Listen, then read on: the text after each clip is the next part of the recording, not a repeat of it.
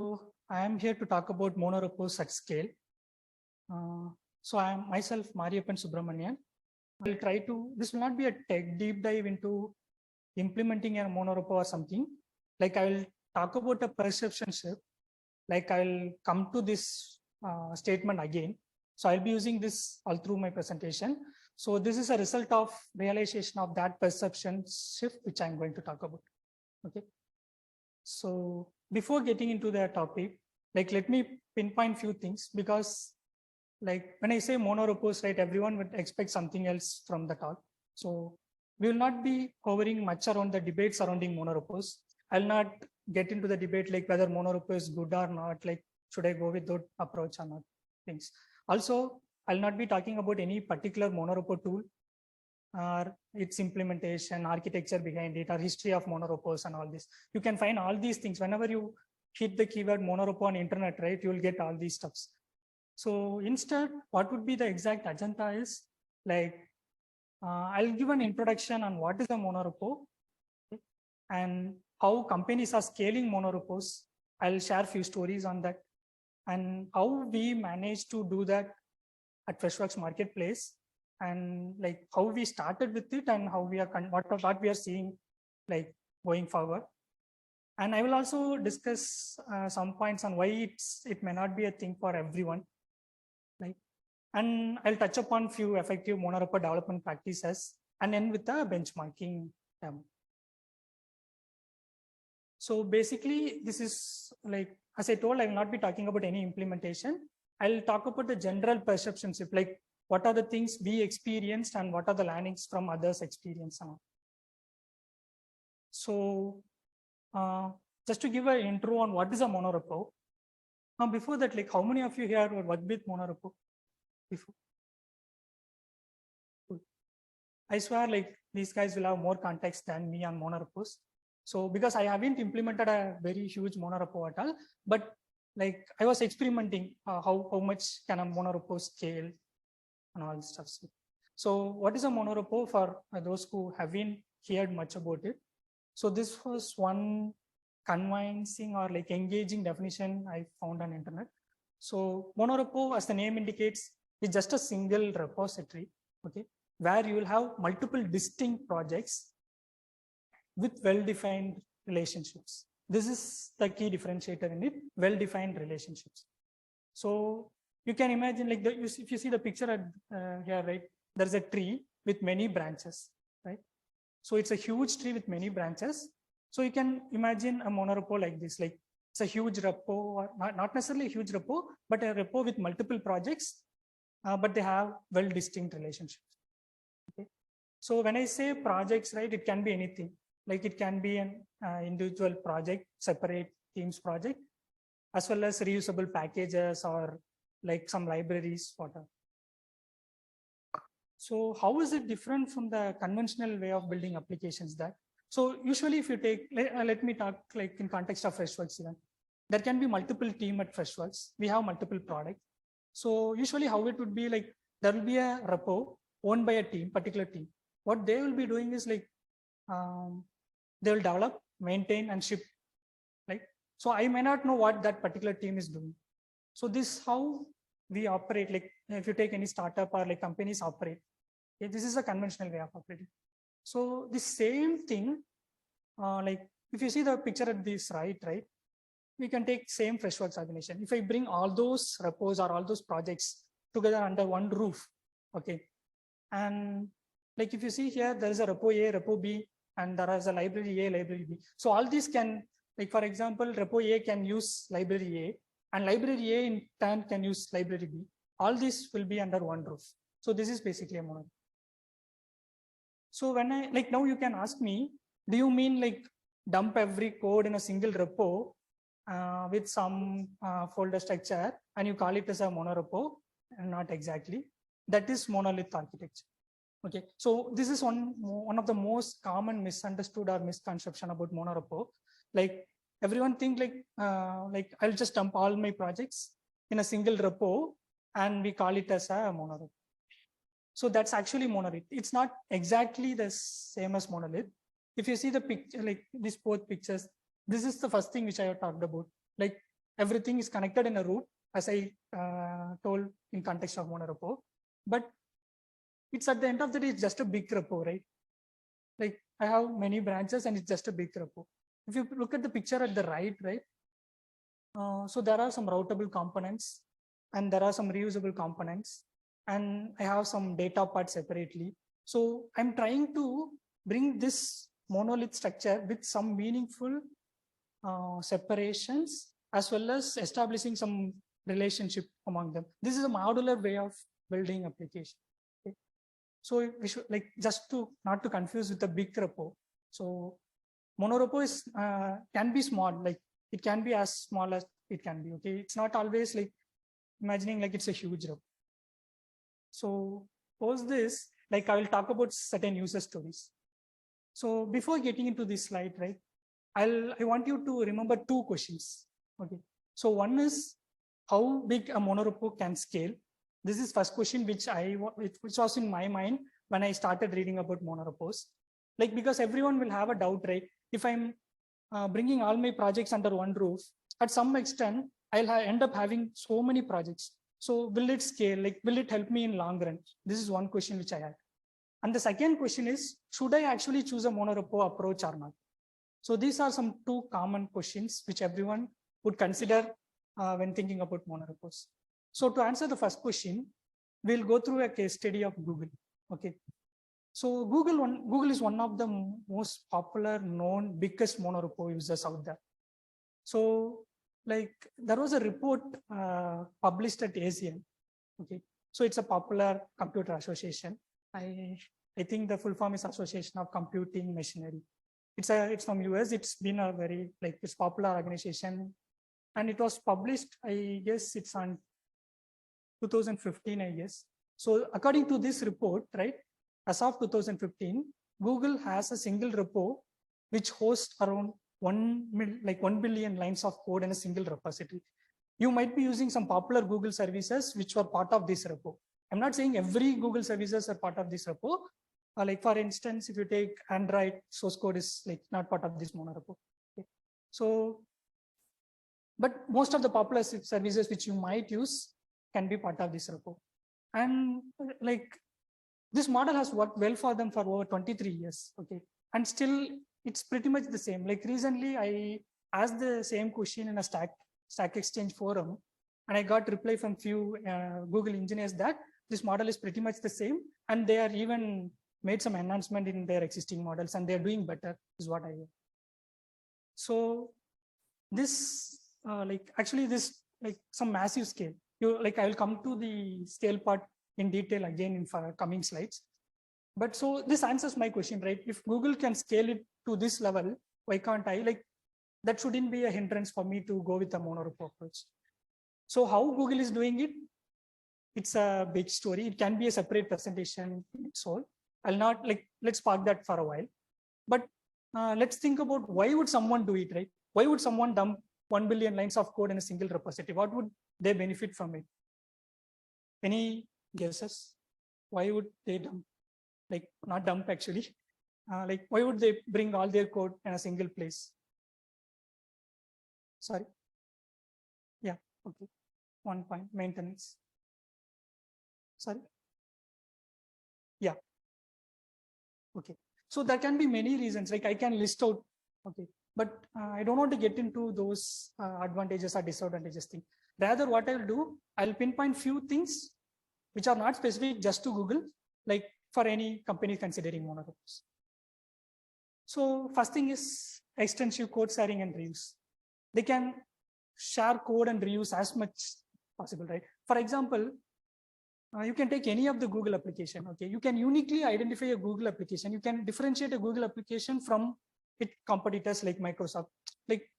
You will be able to immediately, on looking at it, you will find out the UI, everything experience, right?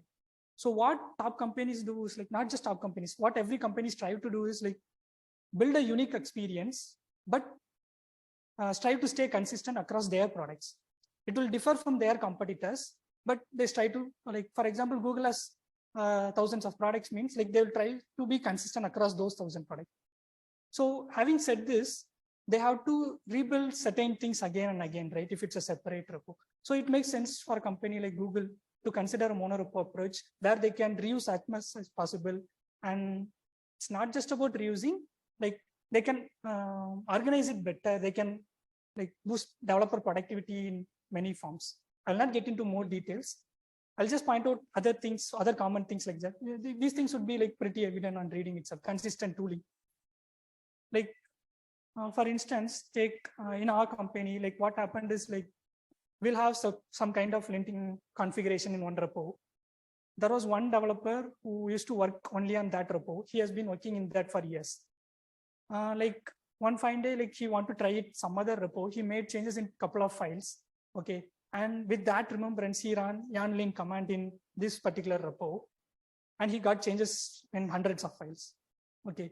So he came and asked me like, what happened to this? I told him like, linting is not properly implemented in this repo as of now. It's our mistake, I accept. But this is something hard to remember, right? Like for a company like Freshworks that has like suite of products, imagine like remembering every single linting configurations, every single standard, enforcing a common standard is very difficult. So when you have a setup like a monorepo setup, right, it's very easy. Like it's all state, it's a single source of truth. Like everyone else get to see everyone like others code, right? It's all in a single place. So this is one merit, one of the merit. Like we have so many, and similarly, simpler dependency management as like it's pretty evident, right? You can manage dependency. For example, a project A will be using dependency of version 0.1, this might be using version 0.2 and so on. So you can like organize that better in a monorepo. Similarly, as I told, like everyone gets to see everyone else code. It's a single source of truth. And it will be easy for moderators or code reviewers, maintainers of libraries to enforce standards and performance check and all. So still I didn't get into the story of how Google is doing it. But before that, like look at these numbers, right? So this is part of that report and a talk. There was a talk on YouTube as well regarding the same report. So if you look at these stats, right? So these stats are as of 2050. So imagine the number now. So they have around like, actually it's they have around 1 billion files in their repo. When I mean files, it's not source files. It's including all the supporting files. They have around like 9 million source file itself. And they are making 45,000 commits per day. All these stats are as of 2050. So it might have increased now to different scale. So if you look at the chart at the right, these are some active commits just by human. They have some automation system committing to their repo as well. Like excluding that, these are some active commits just by humans over a period of time. And if you see, it has been increased steadily, right, over years. So how Google managed to reach or like be alive in this scale? I heard from this talk that they reconsidered the decision of shifting from a monorepo to multi-repo approach multiple times during this journey. It's not that they stick to the same approach, but they figured out that perception shift, which I'm trying to like convey. That's why they stick with the monorepo approach. So like think of the challenges. Like immediately, like when I look at these numbers, right, some of the misconceptions, I would say that those are not challenges that would pop in my mind would be like, imagine yourself sitting in Google tomorrow, cloning a repo that has 1 billion files or 1 billion lines of code. Like I can't even run 2 instances of Visual Studio Code on my machine properly. So this was one thing like everyone will get, but it's not the case. I'll get into that details. So even if I manage to do that, will my Git withstand it? Like, will it be still alive? And imagine some popular developer hacks like auto saving, linting kind of things. How much time it will take to like, will I have effect on my build pipelines?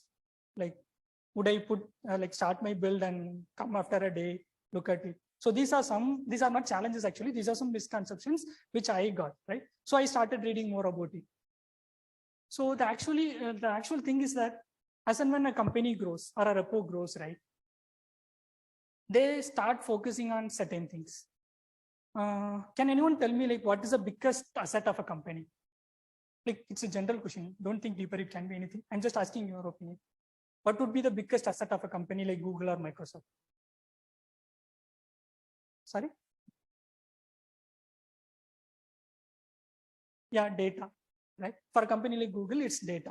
I would say data. Don't say people, it's highly subjective. So I would say data. Next to data, I value their code base. It can be one of the biggest asset, right? So they care as much they care about data and people. I believe they care about the code as well, right? It helps in long run. So as and when company grow, right, they employ resources specifically to focus on maintaining health of their code bases. Right? They focus on certain things like package management, linters, testing tools, cross-package architectures. So basically, like they try to be organized as much as possible and boost developer productivity in that way. So now we'll come to the exact part, how Google is doing. Actually, like I want to keep it very simple. Like it's just like anyone else is doing. Like they have a central repository, okay, a big repository. So they have a central repository. Each user, like developer of Google, like each Googler will have own instance or copy of that central workspace of their own, okay, and they'll make changes in it. It will go through a stringent detailed review process. When I say review, it includes automated review, automated testing, and many other things. Okay, it goes through these detailed review process, and finally there will, like, you can imagine this repo as a branch, right? So each branch or modules, there will be module owners or moderators. So they take care of these reviews, and once that is approved, that will be committed to the central repository. So this is pretty much the model in almost like any repo setup, right? Not just Monorepos. So they use something called, this is actually the trunk-based development. Okay, so each developer will have a copy of that central workspace on its own. So when I say that again, you might ask me like, are everyone owning, like I told their biggest asset is their code, right? Now everyone has the code. Yeah. So how does it work? So they have a system called Piper. Okay, it's their internal system. So you can imagine it like a Git system. Okay, or like their custom Git system. So this Piper is what hosts that 1 billion lines of code. Okay, and they have a client called Sitsi, which is basically client in the cloud. As the name indicates, it's just a client in the cloud. So it answers it, right? You don't have to necessarily clone the entire repo yourself, right? It stays on cloud. Actually, it's built over Google's infrastructure and it's replicated across 10 data centers as of that report. It could be more than that now. Okay. So what Google developers used to do is like they use Sitsi to access Piper. Okay, with this infrastructure setup, they were able to work on this.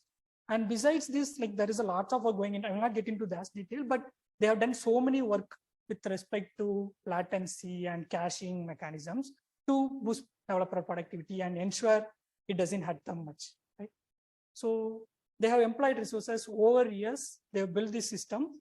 This is what prevented them from breaking their repos again. So now you can ask me, like, should everyone go and build such systems today if they want to scale? If so, when I should start that, right? So this is common question. So not exactly. We'll see that. We'll come to that part. Like I'll split here and there because I'll connect everything at last. Okay. So this now comes to the second part. I was told one more question, right? Like, should I go with the monorepo approach or not? So I will not answer this with an yes or no. Instead, I will present you another story why we went with the monorepo approach at Freshworks Marketplace. So I believe like from that you will get a perception like should our project or whatever you are thinking of, right, should be a monorepo or not. So to explain this, I don't know, like if you want to get this diagram full. So what I'll do, like I'll go to this. So this is our internet facing website. Okay, we call it as apps website. So you can imagine this like a Play Store for Freshworks. Okay, where you'll find the apps built by our developers. Like our developers in the sense it's including external developers. Anyone can build with our infrastructure. So there are more than 1,000 apps as of now. So if you look at this experience, right? So this is a static server-side render website powered by Next.js. Okay, Next 3. So it's pretty much stable as of now. Now I'll show you one more experience. So this is one of our Freshworks product. Okay, this is a product. So if you see, there is a similar experience inside this product, right? So it's pretty much similar. Only difference you would notice is there is a product switcher here, and there is no product switcher here. That's because this internet facing website will have apps belonging to multiple projects. And if you look at this is apps specific to that particular project. Okay, so this is the only separation. But if you look at this too, right, the UI we tried, that was the goal, like giving a unified experience across things, right? It should not be like very different from what we built for product, right? So this was the requirement. So having said this, if you look at this, why would I reinvent everything again, right? So these are pretty much the same. Only thing, like I just hiding that drop down and few other things. For example, colors may vary. And when I click on here, right? So when I click on install, I'll show a pop-up. So this is a general web flow. In this case, you can directly install apps and all that. Okay. So this is a experience we have as of now. So getting back to the slides. So what we, so actually this started like back in 2018. Okay, we first built this product experience, unified product experience for all products. How it works is like Freshworks has this set of products. So each of these products in ecosystem, right, can plug and play this in product gallery. It's highly extensible and configurable. They can choose what to show, what not to show, and everything. So this part was done in 2018. Okay, and after that, in 2019, there was a need to bring like potential Freshworks. We have to do something for potential, like these are for existing customers. How we bring new customers, right? So we were in a need to introduce a internet facing website. So that's when we decided to build this particular Next.js website. But since the experience is almost similar, we decided to go with the monorepo approach. How it works is like this apps website will be built with the like Next.js because we expected server-side rendering, okay, so that it will be as fast as it should be, and we can support SEO, other stuffs. Similarly, in case of product gallery, it was already done with Vue.js. So we found something which is capable of giving us those server-side rendering capabilities in Vue stack even. So we chose Next.js for that. So this has its separate configuration, Next config, and this has Vite config, and all the tests, unit test, and like those configurations are written in Vite test. It's a Vite powered. Vite is a bundler, just like Webpack. So it's a unit test framework based on Vite. Okay. And we have a set of common components. These common components are designed in such a way, like it will not be mixed with data layer or API layer. These are just components. So say tomorrow we introduce a new interface or new service that can just use these components, right? So it was designed in such a way. So basically it's one code base, two experiences. It can be multiple experiences. Okay, that's how it's focused a bit. So this was the folder structure. I will not get into this. But the challenge was, when I say it's a website, right, there are a few things to take care of. Like it should be SEO supported, right? It should be like, when I say we have multi-product, it's a huge, for a company like Freshworks, which is listed on NASDAQ, we have to ensure it's accessibly compliant as well. And it should be highly responsive when it's an internet, it's an obvious thing, right? Then the code should be reusable, maintained such a way that tomorrow, as I said, new interface comes in, we can maintain. Similarly, there are set of constraints for galleries. The gallery, in the sense, what I mean is the product experience. So to support all this, right, we also have a design system called Crayons. Okay, so which is basically like you can imagine any company, like each, for example, Google has its own design system. Similarly, we have something called as Crayons. So we use Crayons to deliver that unified experience, these components. Okay. Yeah, this is pretty much like how we structure. Okay. So if you look at the basic configuration, there is, I'm not going to get into the details of configuration, but basically there will be a single package.json file, which will host all the scripts and dependencies. We will manage all that in a central place. It makes us easier for us. Like you will not fall into the dependency hell, which I was mentioning before. All that overhead, right? It's very easy here. And we'll have some aliases to refer to folders, which will be routed accordingly whenever you run some of these scripts. So when we just started with this, okay, like we didn't focus on anything. So as and when we implemented all this and took an audit report, we were able to see this report. I know this is not a great score, but still we didn't aim for any score even. It just by following these practices, right, we were able to achieve this. Okay, so like there is a lot to do on performance end. I agree, because we communicate with lots of microservices, and there are some complications on that end which we didn't really focus. We are just started up. So now what's next, right? So now you got answer for 2 questions. Okay, now you know when to go with the monorepo approach, and you know that monorepos can scale if implemented in a right way and resources are employed. So what next? Should I build like Google? For example, I can give many other examples. I have seen many stories from, like, I have read one story from Google. That's what I shared with you. There is a similar story with Microsoft. For example, the search bar of Microsoft is same across all suite of Microsoft 360 products. You can check it out. That was built by a platform team, like such that every products will plug in. Similarly, there is a story for Uber. Maybe I can share you the links of how these companies are doing it. For example, Facebook maintains tools like Sapling, Bugmake, Courier. So these are some custom Git like things they use. Microsoft has its own build tools, and like I'll get into those build tools now. Okay. So what exactly we should also employ resources and build all this from scratch? It depends. It's again subjective. Okay. So what I'm trying to enforce here, or like what I realized is, it's not about employing resources and building all these things from scratch. Rather, it's a perceptions. What I mean by perception shift is that I thought like how our repo can grow. Like we discussed how our repo can grow. Imagine tomorrow Freshworks products gets more and more complicated. There can be a pricing service. There can be a metadata service. There can be a CMS service which hosts all the docs. There can be a recommendation service. There can be a search service at its own. So when we have all these services, right, there will be a need for the platform team to build all these things in such a way any product which is developed in future or existing project can plug and play with it, right?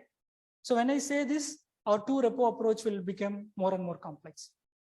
So what should we do? And at the same time, we can aim for this green build as well, right? It doesn't hurt. Like if our internet facing website is this super, like users will definitely love it. So what perception shift I am talking about is, it's about employing proper tooling. Either you build it or use it if someone has done it perfect. Okay, it's subjective. You have to decide it based on the scale you are right now, and introduce best practices. Okay, and very important, you should realize a culture where everyone will love working with this setup, and you maintain that culture, right? So this is the perfect perception shift I was talking about. So all these things, when it comes together, right, you will figure out a way like Google, Microsoft, or Facebook has done. So when we researched, right, there were some dark sides of monorepo when repo grows, right? For example, it's hard to manage third-party dependencies. It's hard to scale our CI/CD pipeline. Like it could hurt at some places, like it would take some time. It could impact that performance. And how to go implement trunk-based development in an effective way for us.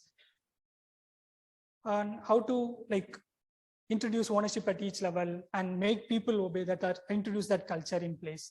So these are some challenges, right? So there are some tools which some amazing community has been building and open sourced it, which would help you achieve all these things, at least ease the process of achieving all these things. So some of those tools are like Lerna, Monorepos, and NX, Yarn, Workspaces, and this, right? I haven't used all of this. We are using TurboRepo in a couple of our monorepos, and I have used Lerna in one of the projects, and I have recently experimented NX. And we tried implementing Yarn Workspaces before TurboRepo, and for some reason we shifted to TurboRepo because it's an XJS product and TurboRepo goes well with it, and we wanted to experiment with it. So am I recommending any of this tool to you? No.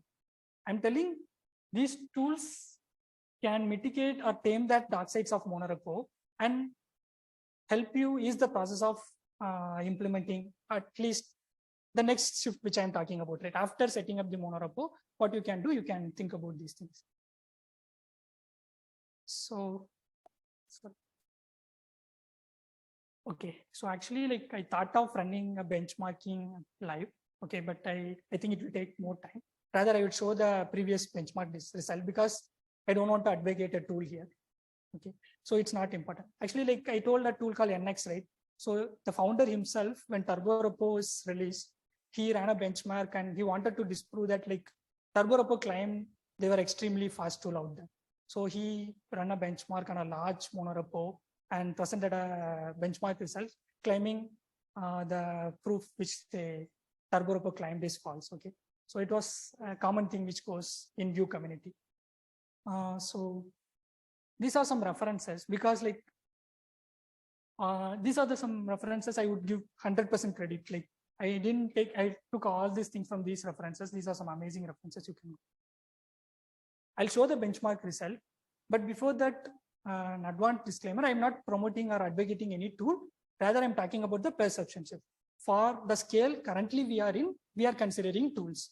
Maybe in future, or like we may disconsider the tooling approach and we can go ahead implementing the perception shift on our own. Okay, so I want you to experiment and make like realize the perception shift, what fits you. Okay. So actually these are, as I told, two distinct projects, right? So what happens is this common components is common for both. Okay, the view layer will be different for this experience and the second experience. Okay, so this is a server-side render application. So Next.js will build the HTML file and send it to us. It is hosted on a S3 and delivered via Cloudflare. It's a separate flow. Okay. Similarly, if you take this is a single page application powered by Vue.js and Vue.js. We have this is rendered on a node instance. Okay, this is a separate flow. There are two distinct projects, but what we are doing is we are trying to reuse certain parts and like introduce some common relationship between them.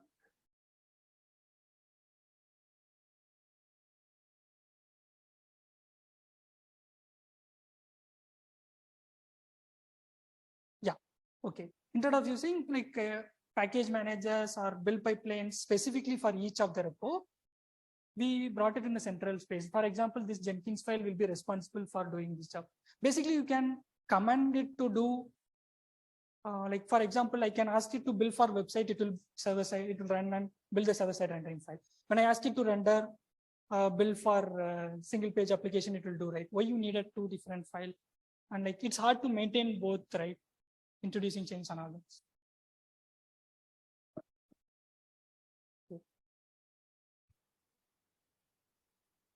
Thank you, Slade. Thank you, everyone. So this is, and I want you to this. So this was the benchmark result, and that founder proved that NX is far better than other tools. Okay, but it depends. This is a very huge monorepo, and for that NX is better. If you take a simple repo like what we have as of now, TurboRepo might be a better tool. Okay, so it depends.